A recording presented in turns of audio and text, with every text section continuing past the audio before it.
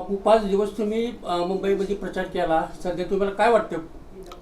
मुंबईमध्ये प्रचार करत असताना मला सर्वत्र ज्या ज्या भागात मी गेलो 10-12 उमेदवारांच्या साठी मतं मागण्यासाठी आम्ही सभाही दिल्या, खाजगी बैठकाही केल्या.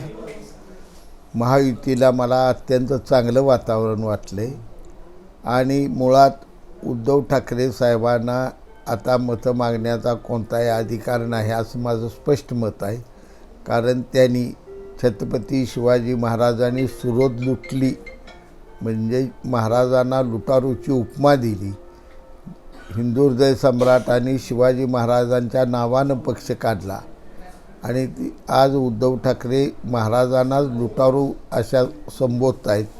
त्यामुळे त्यांनी पहिल्यांदा उद्धव ठाकरेंनी महाराजांच्या पुतळ्याजवळ जाऊन माफी मागावी, अन्यथा कुठलाही मतदार त्यांना मतदान करेल असं मला वाटत नाही. आज प्रचार संपत आहे आणि प्रचार संपताना उद्धव ठाकरे म्हणतात की कोणीही पैसे घेऊन आला तर त्याला थोबाडीत मारा.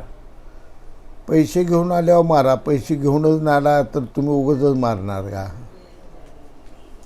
तुमच्या शिवसेनेवर अनेक ठिकाणी पैसे वाटण्याचा आरोप होतोय का? आमच्या शिवसेनेनं कुठेही पैसे वाटलेले नाहीत. हे उद्धव ठाकरे जे लोक वाटल्याला दाखवतात आणि पकडल्याला दाखवतात आणि आमच्या शिवसेनेवर बनावट आरोप करते. राऊत म्हणतात की एकनाथ शिंदे आणि अजित पवार यांनी भाजपला सोडलं असा फडणवीस धमकीवाला इशारा देतात. कुठेही फडणवीस साहेबांनी असा धमकीवाला इशारा दिला नाही.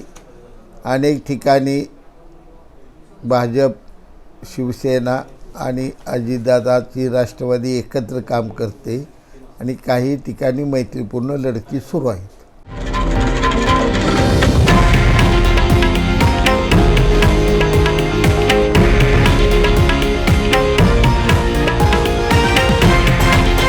हे आहे देशातील नंबर 1 न्यूज नेटवर्क आणि आपण पाहत आहात TV9 मराठी, एकमेव.